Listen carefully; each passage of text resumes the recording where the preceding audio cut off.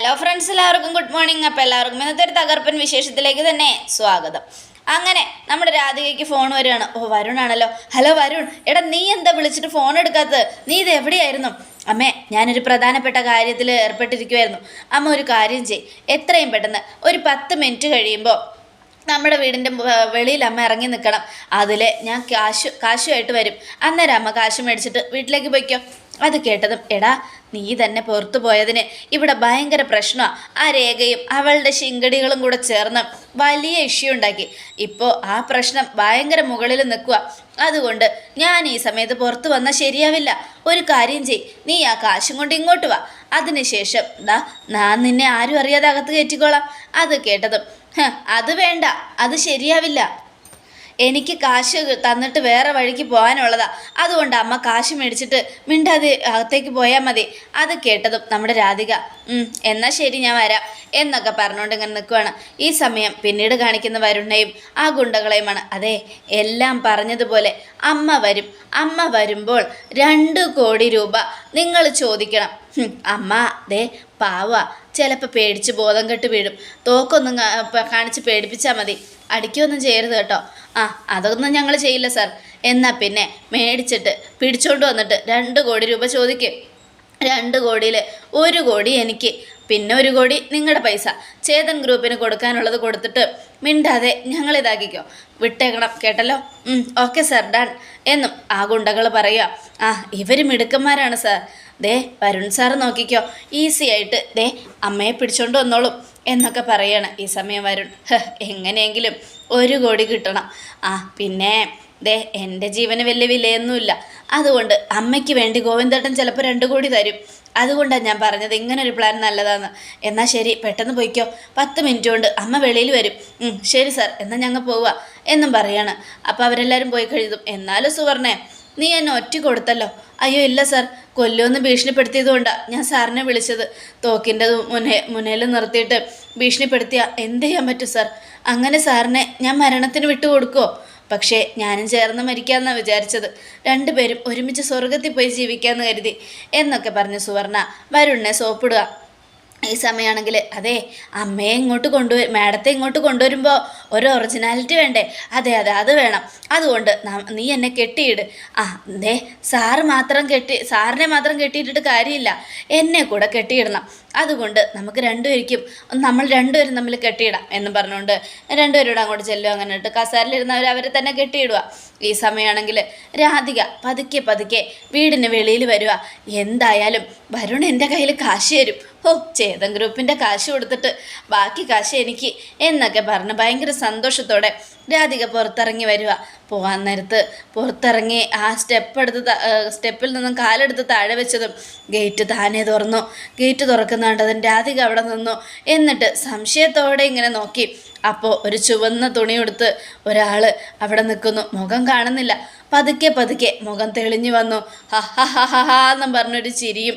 അത് കണ്ടതും രാധികാമ്മ ഇങ്ങനെ ശ്വാസം മേപ്പോട്ട് വലിച്ചിട്ട് അങ്ങനെ നോക്കി നിൽക്കുക. ഈ സമയമാണെങ്കിൽ, എന്താ രാധികാമ്മേ, എവിടേക്കാ പോകുന്നേ? രാധികാമ്മേ, അങ്ങനെ പോകാൻ ഞാൻ നിങ്ങളെ അനുവദിക്കില്ല എന്നും ഭദ്രൻ്റെ വാക്കുകൾ കേട്ടതും ദേ കിടക്കുന്നു താഴെ രാധികയുടെ ആ കിടപ്പ് പോയത് ബോധം കെട്ട് വീണതോടെ ഭദ്രനും ഇങ്ങനെ സന്തോഷത്തോടെ നിൽക്കുക. മരിച്ചതിന്, തന്നെ കൊന്നതിന് ഇവർക്ക് ഇതൊന്നും കൊടുത്താൽ പോരാ, ഇവരെ ഭ്രാന്ത് പിടിപ്പിക്കണം എന്നൊക്കെ ആലോചിച്ചുകൊണ്ടിരിക്കുമ്പോൾ പെട്ടെന്ന് ഭദ്രന് ഞെട്ടലോടുകൂടെ ഭദ്രൻ ഇങ്ങനെ നോക്കുക.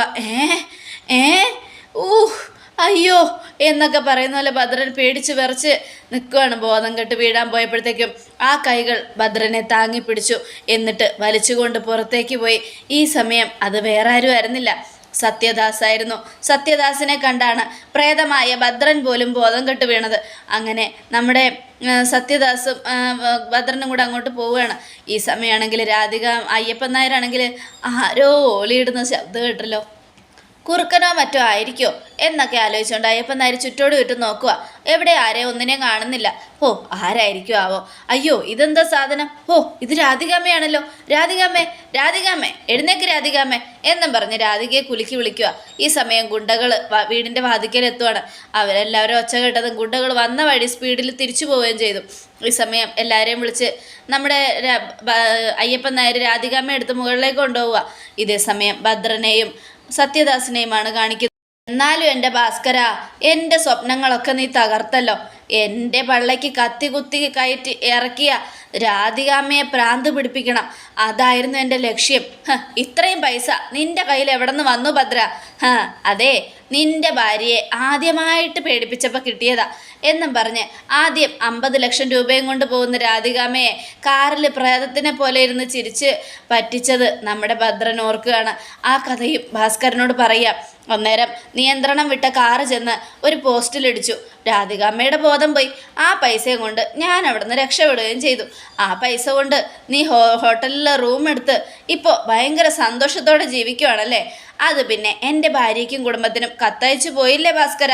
ഹിമാലയത്തിലാണ്, സന്യാസത്തിലാണെന്നൊക്കെ. അപ്പോൾ ഒരു ഹിമാലയത്തിൻ്റെ പവർ വേണമെങ്കിൽ 5 സ്റ്റാർ ഹോട്ടലിൽ തന്നെ റൂം എടുക്കണ്ടേ? അങ്ങനെ നിരന്തരം പാതിരാത്രി ആവുമ്പോൾ ഞാൻ ആ ഹോട്ടൽ റൂമിൽ നിന്നും ഇറങ്ങും രാധികാമ്മയെ പേടിപ്പിക്കാൻ. എന്നെ ഇല്ലാതാക്കാൻ ശ്രമിച്ച രാധികാമ്മയുടെ ഉറക്കം നഷ്ടപ്പെടണം, അതായിരുന്നു എൻ്റെ ലക്ഷ്യം. അങ്ങനെ പല പ്രാവശ്യം ഞാൻ അവരെ പേടിപ്പിച്ചു. അതിനുശേഷം അവസാനം ലക്ഷ്യമിട്ടത് അവരുടെ മകനെയാണ്. പക്ഷെ അപ്പോഴേക്കും നീ എന്നെ പിടിച്ചു കളഞ്ഞല്ല ഭാസ്കര എന്നും ഭദ്രൻ. പിന്നെ പിടിക്കാതെ എടാ, ഞാനേ ചില കാര്യങ്ങളൊക്കെ മനസ്സിൽ കണക്ക് കൂട്ടി പുതിയൊരു ജീവിതം തുടങ്ങാനാണ് വന്നത്. പുതിയ ജീവിതം? ഓ, ഇപ്പം മനസ്സിലായി. രാധികയെ ഉപദ്രവിക്കരുതെന്ന് നീ പറഞ്ഞത് അതുകൊണ്ടാണല്ലേ? പഴയ ഭാര്യയുമായിട്ട് വീണ്ടും ബന്ധം കൂടാൻ വേണ്ടി വന്നാണോ? ഒന്ന് പോടാ, ഞാൻ എന്തിനാ വന്നതെന്ന് നിന്നോട് പറഞ്ഞുതരാം എന്നും പറഞ്ഞുകൊണ്ട് ഭാസ്കരൻ എല്ലാം രഹസ്യമായിട്ട് ഭദ്രനോട് പറയുവാണ്, നമ്മൾ ആരും കേൾക്കാത്ത രീതിയിൽ. ഈ സമയം ഭദ്രൻ അത് കലക്കിയല്ലോ. എന്തായാലും ഇനിയിപ്പോൾ എനിക്ക് ഭയങ്കര സന്തോഷമായി. നമ്മൾ രണ്ടുപേരും ഒരുമിച്ച് നിൽക്കാം. പിന്നെ ഇതോടുകൂടെ നിൻ്റെ ഈ പ്രേതക്കളി അങ്ങ് അവസാനിപ്പിച്ചേരെ. ഇനി നീ രംഗത്തിറങ്ങിക്കോ. എന്നാൽ പിന്നെ അങ്ങനെ ആയിക്കോട്ടെ, അതൊക്കെ ഞാൻ ചെയ്യാം എന്നൊക്കെ പറഞ്ഞുകൊണ്ട് നമ്മുടെ ഇതാണെങ്കിൽ ഇങ്ങനെ നിൽക്കുകയാണ് ഭദ്രനാണെങ്കിൽ. ഈ സമയം പിന്നീട് കാണിക്കുന്നത് നമ്മുടെ രാധികയാണെങ്കിൽ പുതപ്പിൽ മൂടി പുതച്ചിങ്ങനെ ഇരിക്കുക. അപ്പം ഗീതുവും രഞ്ജുവും നമ്മുടെ പ്രിയയൊക്കെ ചുറ്റുമുണ്ട്. എന്താ പറ്റിയത്?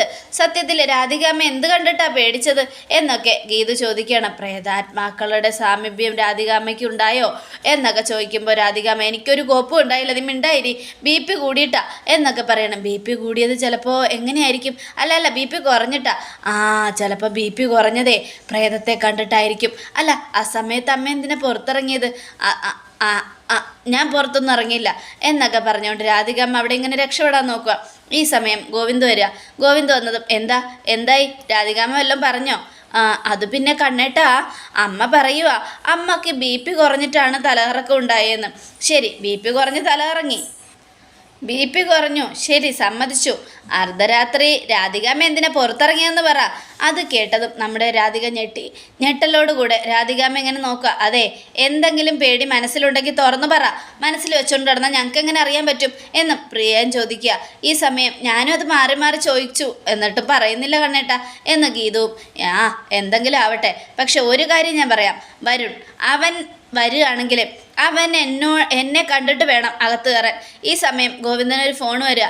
ഫോൺ വന്നതും ഗോവിന്ദ് കോൾ അറ്റൻഡ് ചെയ്തു. ഹലോ, ഗോവിന്ദേട്ടാ, പോലീസുകാർ വന്ന് ചോദ്യം ചെയ്യുക. എന്താണെന്നൊന്നും അറിയില്ല, വെറുതെ വന്ന് ഞങ്ങളെ ഭീഷണിപ്പെടുത്തുന്ന പോലെ അവരുടെ സംസാരം. ശരി, ഞാൻ ഉടനെ എത്താം. അതെ, എനിക്ക് ഓഫീസിൽ ചെറിയൊരു മീറ്റിംഗ് ഉണ്ട്, ഞാൻ ഓഫീസിലേക്ക് പോവുക. പറഞ്ഞത് ഓർമ്മയുണ്ടല്ലോ? എന്തായാലും ഇവിടെ ബാക്കിയുള്ള കാര്യങ്ങൾ നടക്കണമെങ്കിൽ വരുൺ വരുമ്പോൾ എന്നെ വന്ന് കാണണമെന്ന് പറയണം എന്നും പറഞ്ഞ് ഗോവിന്ദ് അങ്ങ് പോയി. അപ്പോൾ രേഖയാണ് കാണിക്കുന്ന. രേഖയും കരഞ്ഞ് നിലവിളിച്ചുകൊണ്ട് നിൽക്കുക.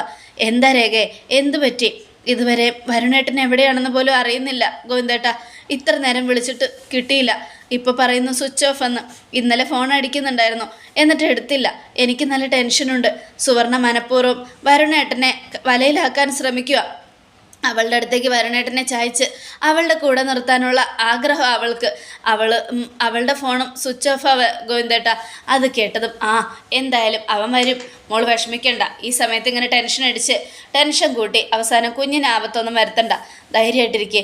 എന്നാലും ഒരു ഭർത്താവിനെ വിളിച്ചിട്ട് കിട്ടാത്തതിൻ്റെ വിഷമം എനിക്കുണ്ടാവുമല്ലോ ഗോവിന്ദേട്ട, ആ വിഷമ എന്നൊക്കെ പറഞ്ഞുകൊണ്ട് രേഖ കരയുവാണ്. കരയണ്ട, വിഷമിക്കേണ്ട, നമുക്ക് പരിഹാരം ഉണ്ടാക്കാം.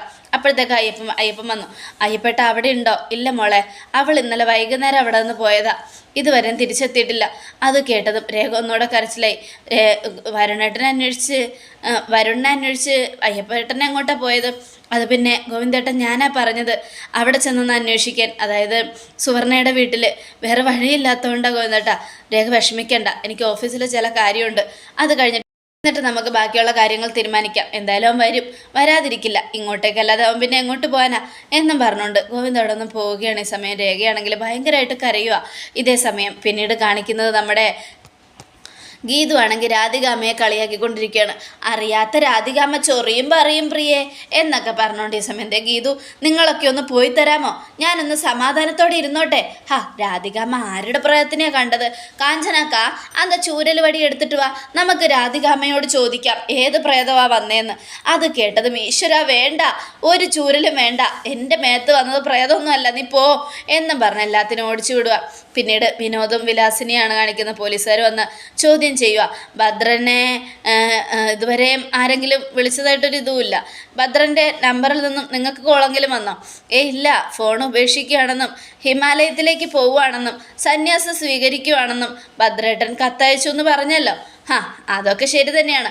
പക്ഷെ ഇതുവരെ ഭദ്രനിൽ നിന്നും ആരും അങ്ങോട്ടും ഇങ്ങോട്ടും സംസാരിക്കുന്നതായിട്ടോ ഭദ്രനെ അന്വേഷിച്ചിട്ട് കണ്ടതായിട്ടോ ഒരു വിവരവും ഇല്ല. അതുകൊണ്ടാണ് നിങ്ങളോട് വന്ന് അന്വേഷിക്കുന്നത്. നിങ്ങൾക്ക് എന്തെങ്കിലും അറിയാമെങ്കിൽ പറഞ്ഞാൽ കൊള്ളാമായിരുന്നു. ഞങ്ങൾക്കൊന്നും അറിയില്ല. അല്ല, ഈ ഭദ്രന് ശത്രുക്കൾ ആരെങ്കിലും ഉണ്ടായിരുന്നോ? ശത്രുക്കളൊന്നും ഉണ്ടായില്ല. അതെന്താ വിനോദ് നീ അങ്ങനെ പറഞ്ഞത്? അന്ന് ഭദ്രേട്ടൻ ആരെയോ വിളിച്ച് ഭീഷണിപ്പെടുത്തിയെന്ന് നീ എന്നോട് പറഞ്ഞില്ലേ? അത് കേട്ടതും സി ഐ ഞെട്ടി. കേസിൽ വഴിത്തിരിവ്. അതെ, ഞെട്ടലോടുകൂടെ സി ഐ എന്താ നിങ്ങൾ പറഞ്ഞത്? അതെ, ഭദ്രേട്ടൻ ആരെയോ വിളിച്ച് ഭീഷണിപ്പെടുത്തുന്നുണ്ടായിരുന്നു, അത് ഇവനെ എന്നോട് പറഞ്ഞത്. എന്നിട്ട് എന്തുകൊണ്ടാണ് അത് ഞങ്ങളോട് പറയാതിരുന്നത് എന്നും പോലീസുകാരനെ ഒച്ചത്തിൽ ചോദിക്കാം. അത് കേട്ടതും അത് പിന്നെ സാർ, അത് ഞങ്ങൾ വലിയ കാര്യമായിട്ടൊന്നും എടുത്തില്ല. അച്ഛനല്ലേ ഏത് നേരം ഇങ്ങനെ ഓരോന്നൊക്കെ ചെയ്തുകൊണ്ടിരിക്കും. അയാൾ പറയുന്നത് സത്യമാണോ കള്ളമാണോ എന്നൊന്നും അറിയാൻ പറ്റില്ല. അതിവൻ പറഞ്ഞത് ശരിയാണ് സാർ, എപ്പോഴും നുണ മാത്രമേ പറയൂ. അങ്ങനെയുള്ളപ്പോൾ അതൊക്കെ ചിലപ്പോൾ വെറും ആരെങ്കിലുമൊക്കെ കാശ് കെട്ടാൻ വേണ്ടി ഭീഷണിപ്പെടുത്തിയതാണെന്ന് ഞങ്ങൾ കരുതിയത്. എന്നാലും ഭദ്രന് ശത്രുക്കൾ ഉണ്ടായതായിട്ടൊന്നും ഇതായില്ലല്ലോ. ഭീഷണിപ്പെടുത്തിയ കാര്യം നിങ്ങൾ ഞങ്ങളോട് പറഞ്ഞതുമില്ല. അത് ഞാൻ എൻ്റെ മരുമോനോട് പറഞ്ഞായിരുന്നു സാർ. നിങ്ങൾ എന്ത് സംസാരിക്കുന്നേ? ഈ കേസ് അന്വേഷിക്കുന്നത് ഞാനാ, അല്ലാതെ അറയ്ക്കൽ ഗോവിന്ദ് മാധവല്ല. അത് കേട്ടോണ്ട് ഗോവിന്ദ് വരിക. എന്താ ഇവിടെ? അതെ, ഒരു കാര്യം ഞാൻ ചോദിക്കട്ടെ. ഭദ്രൻ ഇത്രയും പ്രാവശ്യം ഒരാളെ വിളിച്ച് ഭീഷണിപ്പെടുത്തിയിട്ടുണ്ടെങ്കിൽ അതെന്തുകൊണ്ട് നിങ്ങൾ ഞങ്ങൾക്ക് തന്ന പരാതിയിൽ എഴുതി പിടിപ്പിച്ചില്ല? അത് കേട്ടതും അത് ഞങ്ങളങ്ങ് വിട്ടു. അദ്ദേഹത്തിൻ്റെ കത്ത് വന്നപ്പോൾ ഞങ്ങൾ പിന്നെ കാര്യമായിട്ടൊന്നും എടുത്തില്ല, എവിടെയെങ്കിലുമൊക്കെ ഉണ്ടാവുമെന്ന് കരുതി, അത്രയേ ഉള്ളൂ എന്നൊക്കെ പറയണം. എന്നാ അറയ്ക്കൽ ഗോവിന്ദ് മാധവ് നിങ്ങൾക്ക് തെറ്റി. അറയ്ക്കൽ ഗോവിന്ദ് മാധവൻ്റെ അച്ഛനെ ഒരുപാട് ദ്രോഹിച്ച ആളാണ് ഭദ്രൻ എന്ന് ഞങ്ങൾക്കറിയാം. ഈ ഒരു അവസ്ഥയിൽ ഭദ്രൻ എന്തെങ്കിലും സംഭവിച്ചിട്ടുണ്ടെങ്കിൽ അതിന് പിന്നിൽ അറയ്ക്കൽ ഗോവിന്ദ് മാധവനാണോ എന്ന് സംശയിക്കേണ്ടതുണ്ട്. എന്തായാലും ഞാനൊരു കാര്യം പറയാം, എല്ലാം മറച്ചു വെച്ചു. നിങ്ങൾ ചെയ്തതൊന്നും ശരിയായില്ല. ഇതിൻ്റെ പിന്നിൽ എന്തോ വലിയ രഹസ്യം ഒളിഞ്ഞിരിപ്പുണ്ട്. അതെന്താണെന്ന് എനിക്കറിയണം, അറിഞ്ഞേ പറ്റൂ എന്നും പറഞ്ഞുകൊണ്ട് സി ഐ ഗോവിന്ദനോട് ഒച്ചയിടുക. നിങ്ങളെന്താ എന്നെ സംശയിക്കുകയാണോ? അങ്ങനെയാണെങ്കിൽ അയാളുടെ മകളെയും കെട്ടി എൻ്റെ അനിയത്തി അയാളുടെ മകനും കെട്ടിച്ചു കൊടുത്ത് പ്രതികാരം ചെയ്യേണ്ട അവസ്ഥയൊന്നും ഈ അറയ്ക്കൽ ഗോവിന്ദ് മാധവനില്ല. മനസ്സിലായല്ലോ? അത് കേട്ടതും എനിക്കൊരു സംശയമുണ്ട്, നിങ്ങൾ തന്നെയായിരിക്കും ഇത് ചെയ്തത് എന്നും പറഞ്ഞ് സി ഐ അങ്ങ് പോവുകയാണ്. സി ഐ പോയി കഴിഞ്ഞതും നമ്മുടെ ഗോവിന്ദ് അവിടെ ഒന്ന് ഒച്ചത്തിൽ വിളിക്കുക, സാറൊന്ന് നിന്നേ. അപ്പോൾ പോലീസുകാരൻ അവിടെ നിന്നു. എന്താ? കുറ്റം മുഴുവനും കട്ടവനെ കിട്ടിയില്ലെങ്കിൽ കിട്ടിയവനെ പിടിക്കുന്ന അവസ്ഥയിൽ എല്ലാ കുറ്റവും സാർ എൻ്റെ തലയിൽ ചുമത്തിയിട്ട് അങ്ങ് പോയാലോ? ഇനി എനിക്ക് പറയാനുള്ളത് കൂടെ അങ്ങ് കേൾക്ക്. ഞാൻ പറഞ്ഞത് മറന്നുപോയോ? അയാളുടെ മകളെയും കെട്ടി എൻ്റെ അനിയത്തി അയാളുടെ മകനും കെട്ടിച്ചു കൊടുത്ത് പ്രതികാരം വീട്ടേണ്ട ഇതൊന്നും എനിക്കില്ല. അറയ്ക്കൽ ഗോവിന്ദ് മാധവൻ ചോരയോട് തന്നെ കളിക്കണമെങ്കിൽ ചോര കൊണ്ട് തന്നെ കളിക്കും. അതാണ് ഈ ഗോവിന്ദ് മാധവൻ്റെ സ്വഭാവം. മനസ്സിലായല്ലോ? എനിക്ക് അങ്ങേരെ കൊല്ലേണ്ട ആവശ്യമൊന്നുമില്ല. ഈ പരാതി നിങ്ങൾക്ക് തന്നത് ഞാനാ. അങ്ങനെയുള്ളപ്പോൾ ഈ പരാതിയെക്കുറിച്ചുള്ള അന്വേഷിക്കാൻ വേണ്ടി ഞാൻ നിങ്ങളെ പല പ്രാവശ്യം വിളിച്ചു. നിങ്ങൾ വിനോദിൻ്റെ DNA എടുത്തപ്പോൾ പോലും നിങ്ങളോട് വിവരം തിരക്കാൻ ഞാൻ നിങ്ങളെ കുറേ വിളിച്ചു. നിങ്ങളോ DYSPയോ ഫോൺ എടുത്തില്ല.